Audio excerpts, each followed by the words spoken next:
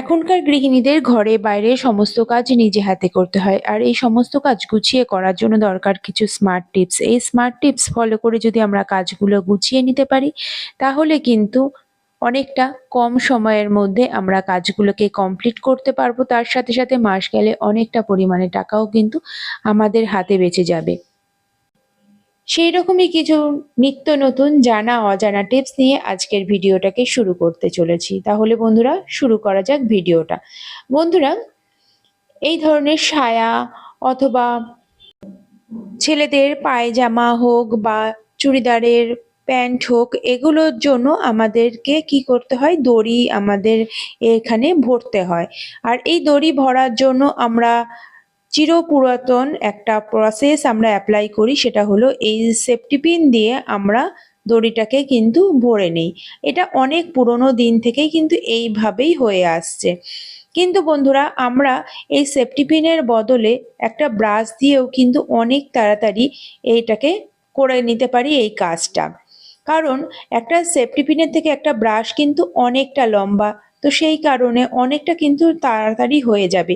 যেই কাজটা safety pin দিয়ে হয় 3 থেকে 4 মিনিট সময় লাগে, সেটা কিন্তু একটা ব্রাশ দিয়ে মাত্র কয়েক সেকেন্ডের মধ্যে হয়ে যাবে।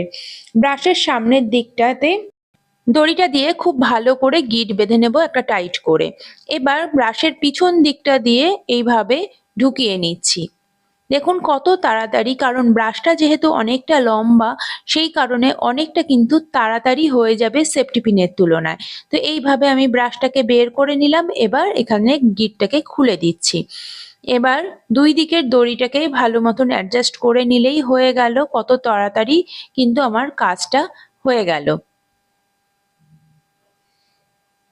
দেখুন কত তাড়াতাড়ি হয়ে গেল। টিপসটা ভালো লাগলে লাইক করে দেবেন। চলে যাচ্ছি পরের টিপসে। বন্ধুরা, আমাদের কিচেনে অনেক ধরনের কন্টেনার তো থাকে, ছোট বড় সমস্ত ধরনের কন্টেনার থাকে, আর সেগুলোকে মাঝে মাঝেই আমাদেরকে পরিষ্কার করতে হয়। এবার অনেক সময় আমরা ধোয়ার পরে সাথে সাথেই আমাদের হয়তো জিনিসটা দরকার, কিন্তু আমরা যতক্ষণ না এটা শোকাবে ততক্ষণ কিন্তু আমরা ব্যবহার করতে পারি না। আর যদি আমরা কাপড় দিয়ে পরিষ্কার করি, তাতেও কিন্তু একটা জল ভাব থেকেই যায়। সেজন্য কোনো জিনিস যদি আমরা তার মধ্যে রাখি, সেটা কিন্তু খারাপ হয়ে যাওয়ার সম্ভাবনা থাকে। তো তখন বন্ধুরা আমরা কি করব, আর যদি একদম উল্টে আমরা রেখে দেই, তাহলে কিন্তু জলটা ভিতর থেকে শুকাবে না। তো আমরা এইভাবে দুটো যদি জামা কাপড় মেলার যে ক্লিপ থাকে, সেই ক্লিপ দিয়ে দুই দিকে এইভাবে লাগিয়ে যদি আমরা উল্টে দেই, তাহলে দেখতেই পারছেন এর ভিতরে হাওয়া ঢুকে অনেক তাড়াতাড়ি কিন্তু জলটা শুকিয়ে যাবে। এইভাবেই আমি ছোট ডাব্বাতেও কিন্তু এইভাবে লাগিয়ে দিতে পারি। অবশ্য ছোট ডাব্বাটার মধ্যে কিন্তু কোনো কিছু দিয়ে একটু ঠেকনা দিতে হবে, তা না হলে কিন্তু পড়ে যাবে। টিপসটা যদি ভালো লাগে অবশ্যই লাইক করে দেবেন। চলে যাব পরের টিপসে।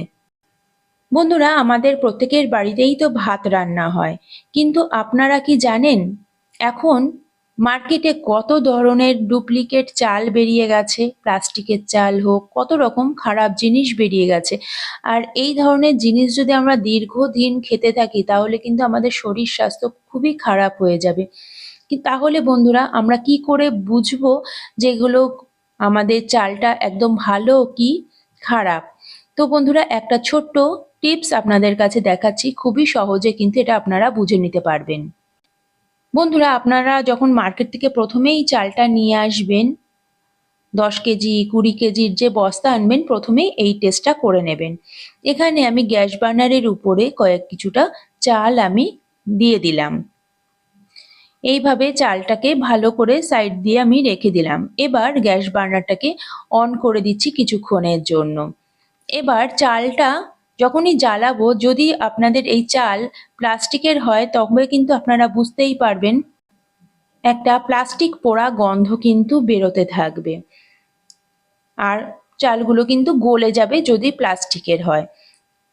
এবার আমি কিছুক্ষণ পরে গ্যাস বার্নারটাকে বন্ধ করে দেবো। দেখতেই পাচ্ছেন চালগুলো কিন্তু একদম পুড়ে পুড়ে গেছে, কালো কালো হয়ে গেছে। চালের মধ্যে এখনো কিন্তু আগুনটা জ্বলছে। এবার এই চালটা আপনারা হাতে নিয়ে একটু তুলে দেখবেন, যদি প্লাস্টিকের হয় তবে অবশ্যই সেটা গলে যাবে, আর যদি অরিজিনাল চাল হয় তবে সেটা একটা ছাই ছাই মতন হয়ে যাবে, অথবা ছোট ছোট টুকরো টুকরো হয়ে যাবে। দেখতেই পাচ্ছেন পুরো ছাইয়ের মতন হয়ে গেছে, বা শক্ত করে যদি একদম কিন্তু শক্ত হয়ে গেছে। এবার যদি এটা ভাঙার চেষ্টা করেন, দেখবেন এরকম ভাবে ছোট ছোট টুকরো হয়ে যাচ্ছে। তার মানে এটা কিন্তু অরিজিনাল চাল, এর মধ্যে কোনো রকম ডুপ্লিকেট কিছু নেই। এই ছোট্ট টিপসটা অবশ্যই আপনারা অ্যাপ্লাই করে আপনাদের চালটা পরীক্ষা করে নিতে পারেন। টিপসটা ভালো লাগলে লাইক করে দেবেন। চলে যাব পরের টিপসে। বন্ধুরা, আমরা যখন কোনো কিছু ডিপ ফ্রাই করি, অনেক বেশি তেল দিয়ে সেটাকে ভাজতে হয়, আর সেই তেলটা কিন্তু সবসময় সঙ্গে সঙ্গে কিন্তু শেষ হয় না। অবশ্যই বন্ধুরা, ভাজা তেল খুব বেশি পুরনো করে খাবেন না, কিন্তু দিনের দিনে যদি আপনারা খেয়ে নিতে পারেন তাহলে কিন্তু কোনো রকম অসুবিধা নেই। কিন্তু কোনো রকম ভাজাভুজি করলে সেই ভাজার যে জিনিসগুলো এর মধ্যে তেলের মধ্যে থেকে যায়, তখন কিন্তু আমরা ব্যবহার করতে পারি না। আর সেটাকে যদি এই রকম কোনো স্ট্রেনারের সাহায্যে আমরা ছাঁকি, তবে কিন্তু সেই জিনিসগুলো কিন্তু ভালো মতন ছাঁকা যাবে না। তো আমরা কি করতে পারি, একটা পাতলা আমি কাপড় নিয়ে নিয়েছি, সেই কাপড়ের মধ্যে তেলটাকে এইভাবে দিয়ে দিচ্ছি। এবার খুব ভালো করে কিন্তু ছাঁকা হয়ে যাবে। আপনারা দেখতে পারবেন এই যে উপরের জিনিস যেগুলো রয়েছে সেগুলো কিন্তু একদম আলাদাভাবে আটকে যাচ্ছে এই কাপড়ের মধ্যে। এবার তেলটা দেখুন একদম কিন্তু পরিষ্কার তেল বেরিয়ে গেছে। এবার এই তেলটা কিন্তু আপনারা অনায়াসে খাবার রান্নার জন্য ব্যবহার করতে পারেন। টিপসটা ভালো লাগলে লাইক করে দেবেন। চলে যাব পরের টিপসে। বন্ধুরা, আমাদের ঘরে অনেক ধরনের জামা কাপড় থাকে যেগুলো আমাদের রেগুলার তো ব্যবহার করতে পারি না, কিন্তু আবার রাখারও সেরকম কোনো জায়গা থাকে না, যেমন কোনো আলমারি হোক বা বক্স হোক, সেখানে রাখারও জায়গা হয়তো থাকে না। এবার এই ধরনের জামা কাপড়গুলো যেগুলো আমরা বেশি ব্যবহার করা হয় না, অনেক কম ব্যবহার করা হয়, সেগুলো যদি আমরা আলনার মধ্যে রাখি, তবে নোংরা হয়ে যাওয়ার একটা ভয় থাকে। তো বন্ধুরা, আমরা কি করতে পারি, দেখুন এখানে আমি একটা নিয়ে নিয়েছি পিলো কভার। এই পিলো কভারের মধ্যে আপনারা আপনাদের কম ব্যবহৃত জামা কাপড়গুলো আপনারা রেখে দিতে পারেন। এর মধ্যে আপনারা বেডশিট হোক, পিলো কভার হোক, আপনারা যে কোনো জিনিস কিন্তু আপনারা এইভাবে রেখে দিতে পারেন।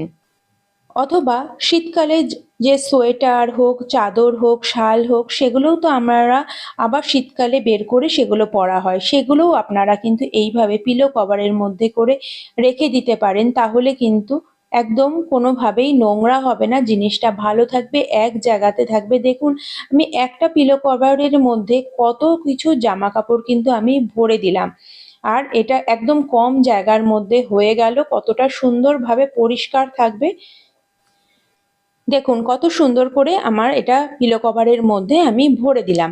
এবার আপনারা চাইলে এটা কিন্তু মাথায় দিয়েও আপনারা শুতে পারেন। অনেক সময় দেখা যায় যে আমাদের বাড়িতে লোকজন বেশি এসেছে, কিন্তু বালিশ বেশি নেই, তখন যদি আমরা এই ধরনের বালিশগুলো আমরা বালিশ করে আমরা দিই, কেউ হয়তো বুঝতেও পারবে না যে এর ভিতরে কি রয়েছে, কিন্তু বালিশের কাজ কিন্তু হয়ে যাবে।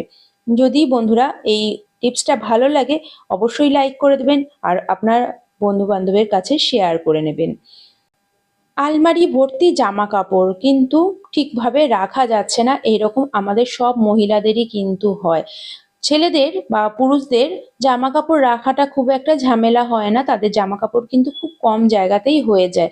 কিন্তু আমাদের মহিলাদের এই শাড়ি রাখার জন্য কিন্তু অনেকটা জায়গা দরকার হয়, আর এই সমস্ত শাড়িগুলো যদি আমরা ঠিক করে না রাখতে পারি বা ঘিঞ্জি করে জিনিসগুলোকে রেখে দেই, তবে কিন্তু এর যে ইস্ত্রিটা বা যে সুন্দর শাইনিংটা সেটা কিন্তু নষ্ট হয়ে যায়, সেটা কিন্তু পরে আর পরা যায় না। তো আমরা একটা ছোট্ট প্রসেস আমরা ব্যবহার করতে পারি, যেতে খুব কম জায়গার মধ্যে জিনিসগুলো খুব সুন্দরভাবে আমরা অ্যারেঞ্জ করে রেখে দিতে পারি। বন্ধুরা, এই ধরনের দেখুন মেটালের চুড়ি, মেটালের আপনাদের অনেকের বাড়িতেই কিন্তু মেটালের চুড়ি থাকে, সেই চুড়ি আপনারা নেবেন। অবশ্যই চুড়িটা একটু শক্ত হতে হবে। আর এখানে আমি কাপড়গুলোকে এত লম্বা করে ভাঁজ করলে কিন্তু হবে না, একটু ছোট করে আমি ভাঁজ করে নিচ্ছি, ভাঁজ করে এইভাবে হ্যাঙ্গারের মধ্যে ঝুলিয়ে নিচ্ছি। এভাবে আমি ওই শাড়িটাকেও ছোট করে ভাঁজ করে নেব।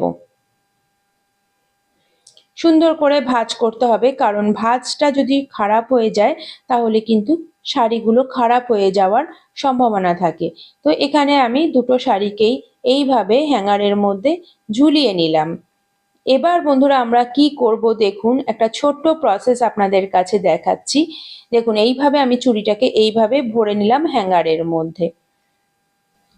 এবার ওই চুড়িটার মধ্যে এই হ্যাঙ্গারটাকে এইভাবে লাগিয়ে দেব। এইভাবে আরো চুড়ি দিয়ে আপনারা কিন্তু আরো লম্বা করে লাগাতে পারেন, তাহলে কিন্তু আপনাদের অনেকটা কম জায়গায় আপনাদের অনেক কিছু ধরে যাবে। বন্ধুরা ভিডিওটা ভালো লাগলে লাইক, শেয়ার, কমেন্ট আর সাবস্ক্রাইব করে পাশে থাকবেন। পাশে থাকা বেল আইকনটিও বাজিয়ে দেবেন, তাহলে আমার ভিডিও সমস্ত নোটিফিকেশন আপনাদের পৌঁছে যাবে।